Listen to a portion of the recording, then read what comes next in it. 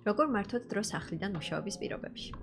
Ქონიათ შემთხვევა, როცა სახლიდან მუშაობთ, ძალიან მნიშვნელოვანი საქმეები გაქვთ გასაკეთებელი დღის განმავლობაში, თუმცა გავიდა აგერ უკვე ნახევარი დღე და თქვენ ჯერ ვერ დააღწიეთ თავის სახლის საქმეებს, ან ოჯახის წევრებს, ან ტელევიზორი იყო ჩართული და შეყევით რაღაც ფილმის ყურებას, ან სოციალური ქსელის სკროლვაში გაატარეთ რამდენიმე საათი. საკმაოდ აქტუალურია ეს პრობლემები და ძალიან ხშირად უჩივიან ადამიანები ამ საკითხებს, როცა სახლიდან მუშაობენ.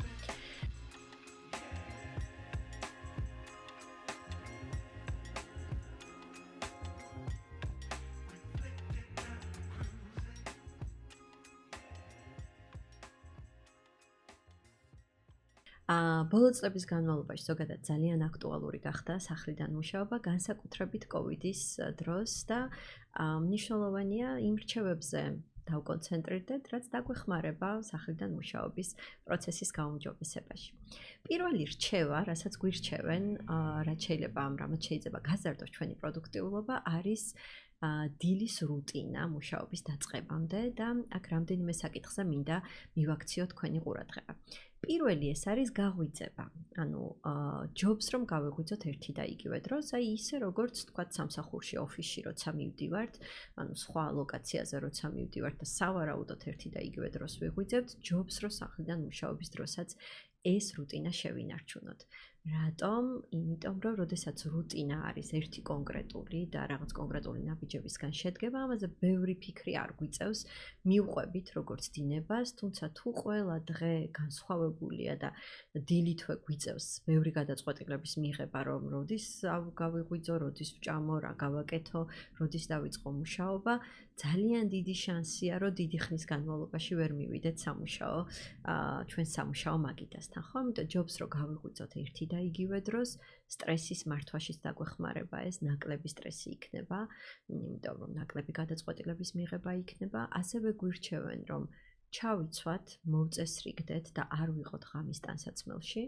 გვირჩევენ ასევე რომ ვისაუზმოთ, ან როგორიც არის ეს ჩვენი დილის რუტინა, ზოგი ადამიანი არ საუზმობს და უბრალოდ ყავას მიირთმევს. ყოველ შემთხვევაში გადავწყვიტოთ, როგორი იქნება ჩვენი დილის რუტინა მუშაობის დაწყებამდე.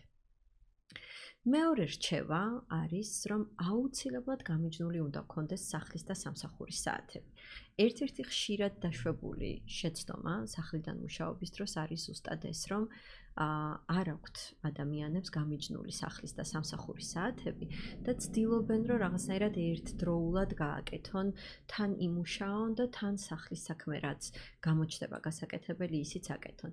მაგალითად, ზის ადამიანი და მუშაობს, ამ დროს ოჯახის წევრი სთხოვს რაღაცაში დახმარებას, ეს უშვებს ხელს, მიდის ოჯახის წევრთან, თქვა შვილთან, მეუღლესთან არ აქვს მნიშვნელობა, შემდეგ ისევ ცდილობს, რომ დაუბრუნდეს სამუშაო გარემოს და ეს იწვევს ძალიან დიდ სტრესს. ანუ გვეუბნებიან, რომ ჯობს რომ გაყოფილი გქონდეს ეს დროები და როცა ვმუშაობთ 100% ვმუშაობდეთ და როცა ვისვენებთ ან სახლის საქმეებს ვაკეთებთ 100%-ით ვიყოთ სახლში. ნიშნულოვანია ესეც, რომ ოჯახის წევრების დროსთან იყოს ეს საკითხი თანხwebdriverში და არ არის მაინც და მაინც აუცილებელი, რომ 10-დან 7-მდე ვმუშაობდეთ, ხო? აქაც, რა თქმა უნდა, გააჩნია კომპანიის სამუშაო საათებს და კომპანიის განწყობას ამ ნაწილში. არის კომპანიები, რომლებიც ითხოვენ თანამშრომლებისგან 9-დან 6-მდე ან 10-დან 7-მდე მუშაობას, თუმცა არის კომპანიები, რომლებიც უბრალოდ ითხოვენ კონკრეტული მიზნების მიღწევას რაღაც კონკრეტულ ვადებში, ხო? ასეთ შემთხვევაში თუ მეორე ტიპის არის ჩვენი კომპანია, გაცილებით უფრო მეტი თავისუფლება გვაქვს, თუმცა ზოგ შემთხვევაში ეს თავისუფლება იწვევს ხოლმე ძალიან ბევრი შეცდომების დაშვებას და ბოლო მომენტისთვის მიაქვთ ხოლმე ადამიანებს ეს გასაკეთებელი საქმე. ასე რომ არ მოხდეს, ზუსტად ამიტომ აუცილებელია რომ გაყოფილი გქონდეს ეს საათები. მაგალითად, თუ ჩემგან არ ითხოვენ რომ აუცილებლად 9-დან 6-მდე ან 10-დან 7-მდე უნდა ვიმუშაო, მე რაც უნდა გავაკეთო არის რომ მე უნდა დავფიქრდე ჩემს პირად დროზე, მე როგორ მირჩევნია, მე როდის ვარ უფრო ენერგიული, როდის ვარ უფრო პროდუქტიული. პირადად ჩემ შემთხვევაში მე დილის ადამიანი ვარ და დილის 7 საათიდან ძალიან დიდი სიამოვნებით ვიმუშავებდი და საღამოს დავიძინებდი ადრე და დავისვენებდი.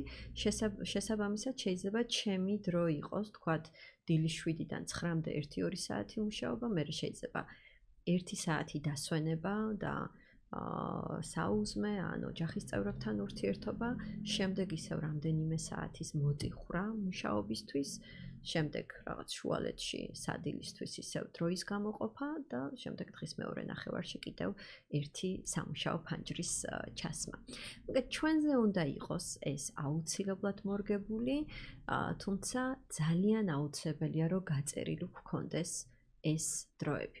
მაგალითად, თუ მე მყავს შვილები, რომლებიც 4 საათზე ბრუნდებიან სკოლიდან და თუ ვიცი რომ მათ დაჭირდებათ ჩემი დახმარება სკოლის შემდეგ ესე იგი სადილის პროცესში და ასევე მოწესრიგებაში, ჯობს რომ მე 4 საათიდან რაღაც მინიმუმ ნახევარ საათიანი ან 1 საათიანი შესვენება მქონდეს ჩემი თავისთვის გამოყოფილი. წინააღმდეგ შემთხვევაში მოხდება რა, მე თუ 4-ის ნახევარზე დაწყებული მაქვს რაღაც მნიშვნელოვანი საქმე, 4-ზე როცა ბავშვები დაბრუნდებიან სკოლიდან, ეს აუცილებლად შემიქმნის დისკომფორტს და აუცილებლად იმოქმედებს ჩემს განწყობაზე უარყოფითად. მომიწევს რომ ხელი გაუშვა იმ მნიშვნელოვან საქმეს, მივიდე ბავშვებთან და ანუ ორივე მიმართულებით არც საქმისთვის იქნება ეს კარგი და არც ბავშვებთან ურთიერთობისთვის იქნება ეს კარგი.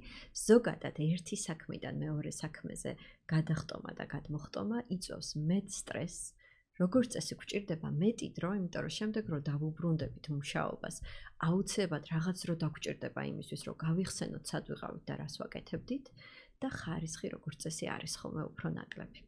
ერთი მაგალითი შეგვიძლია განვიხილოთ ამაზე, მაგალითად წარმოიდგინეთ სიტუაცია, რომ 3 ფილმი გქონდეთ ჩართული 3 სხვადასხვა მონიტორზე და 5-5 წუთით უყურებდით. პირველი 5 წუთი რომ უყუროთ პირველ ფილმს, შემდეგ დააპაუზოთ, მეორე 5 წუთი მეორე ფილმს დააპაუზოთ, მესამე 5 წუთი მესამე ფილმს დააპაუზოთ და შემდეგ ისევ მიყვეთ ისევ პირველს, მეორეს, მესამეს და ასე 5-5 წუთებით რომ უყუროთ თავიდან ბოლომდე სამივე ფილმს. საბოლოო ჯამში რა იქნება? ფილმი როცა დამთავრდება, სავარაუდოდ ძალიან დასტრესილი იქნებით, ისევ ამ 3 საკითხს რო შევხედოთ, სავარაუდოდ ძალიან დასტრესილი იქნებით. სავარაუდოდ გაცილებით მეტი დრო დაგჭირდებათ, იმიტომ რომ ზოგ შემთხვევაში მოგიწევთ რომ გადაახვიოთ უკან, რომ გაიხსენოთ რაზე იყო იქ საერთოდ საუბარი და ხარისხიც სავარაუდოდ საკმაოდ ცუდი იქნება. ანუ არ გიხსომებათ კონკრეტულად რომელ ფილმში რა მოხდა, შეიძლება ერთმანეთში გქონდეთ არეული, ხო? ამიტომ ჩვენი მთავარი მიზანი არის, რომ რაც შეიძლება ნაკლები სტრესი გქონდეს, რაც შეიძლება ნაკლები დრო დავხარჯოთ საქმის კეთებისას და ხარისხი იყოს რაც შეიძლება მაღალი. ზუსტად ამიტომ გვჭირდება, რომ ეს დროები ერთმანეთისგან იყოს გამიჯნული და არ მოგვიწიოს სამსახურის და სახლის საქმეების ერთმანეთში არევა. შემდეგი, რაც არის ასევე ძალიან მნიშვნელოვანი რჩევა, არის სამუშაო გარემოს მოწყობა და შექმნა. ზოგადად გარემო ქმნის ძალიან ძლიერ ასოციაციებს და აი ალბათ გქონიათ ესეთი გამოცდილება, რომ სადღაც მოხვდით რაღაც გარემოში, ან რაიმე რესტორანში, ან ვინმე სახლში, ან რომელიმე ქალაქში, სადაც მანამდე ყოფილხართ და ავტომატურად რომ შეხვედით იმ გარემოში, რომ მოხვდით იმ გარემოში, გაგახსენდათ ის ძველი ემოციები და ძველი განწყობები. ხო, ეს არის ზუსტად ასოციაციები, რაზეც საუბრობთ და ნებისმიერი გარემო გვიქმნის აი ამ ძლიერ ასოციაციებს. ჩვენ გვინდა რომ ისეთი გარემო მოვიწყოთ მუშაობისთვის, რომელიც ქმნის მუშაობის ასოციაციას. მაგალითად, მე თუ გადავწყვიტო რომ ვიმუშაო სამზარეულოში სასადილო მაგიდასთან, რა ასოციაცია მექნება სასადილო მაგიდასთან? დიდი შანსია რომ მქონდეს, ესე იგი, ჭამის ასოციაცია და როგორც კი სასადილო მაგიდასთან დავждები, არის დიდი შანსი რომ მომინდეს საჭმლის მირთმევა, ხო? ამის გამოცდილებაც გექნებათ სავარაუდოდ რომ შეიძლება მეგობრებთან ერთად სადმე რესტორანში წახვედით, ან სტუმრად, ან თქვენთან მოვიდნენ სტუმრად და როდესაც დაჯექით სასადილო მაგიდასთან, დიდად არ გშიოდათ, თუმცა რომ დაჯექით და რომ გადახედეთ სუფრას, რაღაცა თავისთავად მოგშივდათ, ხო? ის იმიტომ რომ ასოციაცია შეიქმნა ამისი და უკვე განეწყვეთ სადილის მირთმევისთვის. თუნდაც ზოგი თქვენგანი შეიძლება ამბობს და ფიქრობს, რომ სად მაქვს იმხელა სახლი, რომ ცალკე მქონდეს სამუშაო მაგიდა და ცალკე სასადილო მაგიდა. თუ მხოლოდ ერთი მაგიდა გვაქვს ხო, მაგაზე ასეთი რჩევა არის, რომ მინიმუმ მეორე მხრიდან შემოვიჯდეთ ამ მაგიდას და არა ზუსტად და არ ვიჯდეთ იმ სკამზე მუშაობის დროს, რომელ სკამზეც ვზივართ მირთმევის დროს. მაქსიმალურად უნდა შევეცადოთ, რომ არ იყოს ეს ტელევიზორთან დივანზე, ზუსტად ამიტომ, რომ ტელევიზორთან დივანზე როცა ვზივართ, გვაქვს დასვენების განწყობა, ხო? და უფრო რაღაც მოსვენების რეჟიმში ვართ როგორც წესი და არის შანსი, რომ ავტომატურად ის ასოციაცია შეიქმნას.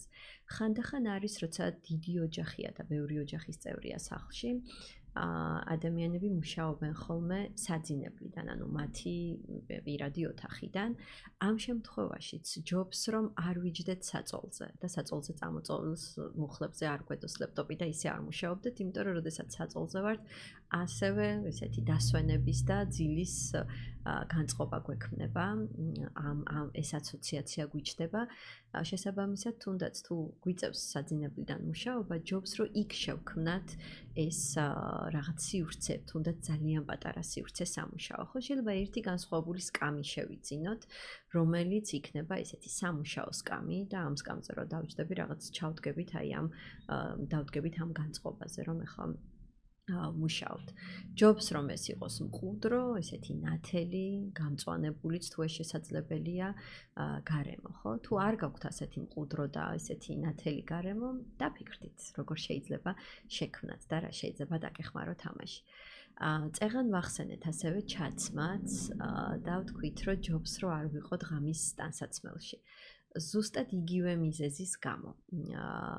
ჩასაცმელიც ქმნის განწყობებს და ქმნის ასოციაციებს და როდესაც ესეთი მოწესრიგებულად ჩაცმული ვართ, გაცილებით უფრო მეტი შანსია, რომ სამუშაო განწყობა გქონდეს, ვიდრე როდესაც ღამის ტანსაცმელში ვართ და ზუსტად ისე გამოვიყურებით, როგორც გამოვიყურებოდით ღამის 2-3 საათზე.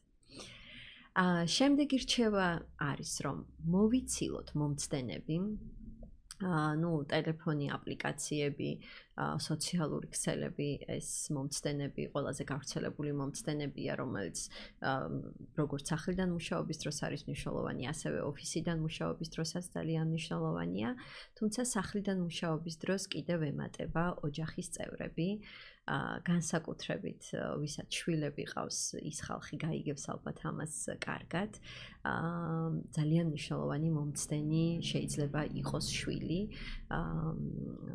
და ამიტომ ძალიან მნიშვნელოვანია, რომ ოჯახის წევრებთან გვქონდეს ამაზე ნასაუბრები, რომ ეს კონკრეტული საათები არის ჩვენი სამუშაო საათები და თუნდაც შვილს, ასაკს გააჩნია ცხადია, თუმცა უკვე ისეთ ასაკში თუ არის, როცა შეგვიძლია რომ ვესაუბროთ, შეიძლება ვუთხრათ, რომ მე 6-ზე ვამთავრებ მუშაობას და მე აუცილებლად წიგნი წავიკითხოთ ერთადან ვითამაშოთ. ეხლა მე უნდა ვიმუშაო აუცილებლად, ხო? შეეცადეთ, რომ ეს ზღვრები რაღაცნაირად შექმნათ ოჯახის წევრებთან. შემდეგი რჩევა და ძალიან მნიშვნელოვანი რჩევა არის, რომ ვიყოთ კომუნიკაციაში გუნდის წევრებთან. სახლიდან მუშაობა ზოგადად ერთის მხრივ მნიშვნელოვანი მოტივატორია, თუმცა მეორეს მხრივ არის დემოტივატორიც. ადამიანები სოციალური არსებები ვართ და ძალიან გვჭირდება ეს კომუნიკაცია გუნდის წევრებთან. უამრავი გაუგებრობა ხდება, თუნდაც ტრენინგების მონაწილეების ძალიან ბევრი მაგალითი მაქვს ამის, როცა დისტანციური მუშაობის დროს შეიქმნა ესეთ საკმაოდ მნიშვნელოვანი გაუგებრობები. ერთხელ მქონდა სიტუაცია, როცა მენეჯმენტის ტრენინგზე მითხრა მონაწილემ, რომ უშვებდა თანამშრომელს და ამაზე მთხოვა რჩევა, რომ როგორ გავაკეთო ეს, როგორ გავუშვა თანამშრომელი. ცხადია დავუსვი შეკითხვები, რომ რაღაც გაურკვეულიყავი სიტუაციაში, რატომ იყო ეს თანამშრომელი გასაშვები. აღმოჩნდა, რომ ვერ ასრულებდა თავის საქმეს. და ჩემი შეკითხვა იყო, რამდენჯერ ყავს ნანახი. აღმოჩნდა, რომ მხოლოდ ნანახი ყავდა ონლაინში გასაუბრების დროს, პანდემიის დროს ხდებოდა ეს ამბავი და მხოლოდ ერთხელ ყავდა ნანახი, ისიც ონლაინში, ფიზიკურად არასდროს არ ყავდა ნანახი. და მეცხადია ვუთხარი და ვთხოვე, რომ არ გაეშვა, სანამ არ ნახავდა ან ისევ ონლაინში, ან ფიზიკურად თუ ეს შესაძლებელი იქნებოდა. ძალიან ჩაკეტილობის პერიოდი იყო მაშინ და ესე საოფისე სივრცეში არ დადიოდნენ და ვთხოვე, რომ მიეცა უკავშირი და ესაუბრათ აი იმ კონკრეტულ საკითხებზე, რასაც ის ადამიანი არაკეთებდა კარგად. ნუ აღმოჩნდა, რომ თავარი გაუგებრობა იყო აქ, რომ არ ქონდათ კომუნიკაცია და აღმოჩნდა, რომ ამ თანამშრომელს უბრალოდ არ ქონდა კარგად გაგებული თავისი პასუხისმგებლობები და არ იცოდა თუ კარგად არ მუშაობდა. ერთხელ მქონდა ასეთი შემთხვევა, როცა ჩემი ტრენინგის მონაწილეს ზედარგოლის მენეჯერი ყავდა სხვა ქვეყანაში, ამერიკაში კონკრეტულად, ანუ ამერიკული ორგანიზაციის წარმომადგენლობის დირექტორი იყო ეს გოგო. და რაღაც ვერ უგებდა ამ მენეჯერს, ახალი მენეჯერი ყავდა, მანამდე ვინც ყავდა მენეჯერი, მას ახასიათებდა ძალიან დადებითად და ამბობდა, რომ ეს ახალი მენეჯერი არის ძალიან ცივი, ძალიან რთულად საკომუნიკაციო, ძალიან საქმეზე ორიენტირებული. მასაც დაუსვი შეკითხვა, რომ როგორ ქონდათ კომუნიკაცია, აღმოჩნდა, რომ არასდროს არ ყავდათ ერთმანეთი ნანახი, ნუ წელიწადში ერთხელ მიდიოდა ამერიკაში, თუმცა რაც ახალი მენეჯერი დაინიშნა, არ იყო ჯერ ნამყოფი და არ ყავდა პირადად ნანახი თავისი მენეჯერი. ნუ ჩემი რჩევა იყო, რომ ესეთი ონლაინ შეხვედრა მაინც გაეკეთებინათ და გაეცნოთ ერთმანეთი და ნუ ინიციატივა გამოეჩინა, რომ მოდით ჩავნიშნოთ შეხვედრა, რომ გავიცნოთ ერთმანეთი უკეთესად და აღმოჩნდა, რომ ეს იყო მთავარი პრობლემა და როგორი წარმოდგენაც ჰქონდა მეილებით შექმნილი, აღმოჩნდა, რომ აბსოლუტურად განსხვავებული იყო ეს ადამიანი და ესე იგი ტრენინგის შემდეგ შეხვედრაზე ერთი კვირის შემდეგ ეს გოგო მოვიდა ძალიან ბედნიერი და ამბობდა, რომ თურმე ისე არ ყოფილა, როგორც მეგონაო და ძალიან კარგი და ძალიან ისეთი ხალისიანი და საკმაოდ მხარდამჭერი მენეჯერი მყავს, როგორც აღმოვაჩინეო. ასე რომ ეს კომუნიკაციაში გუნდის წევრებთან კომუნიკაციაში ყოფნა გუნდის წევრებთან ძალიან აუცილებელია შექმნით რაღაც რუტინები, ხო შეიძლება დილით 1-5 წუთი თუ ესეთი სტანდარტული მუშაობის საათები გვაქვს თქვა 9-დან 6-მდე ან 10-დან 7-მდე, შეიძლება 1-5 წუთიანი რაღაც პატარა შეკრება გავაკეთოთ გუნდის წევრებმა, რომ რაღაც მოტივაცია მივცეთ ერთმანეთს და მერე დავიწყოთ მუშაობა.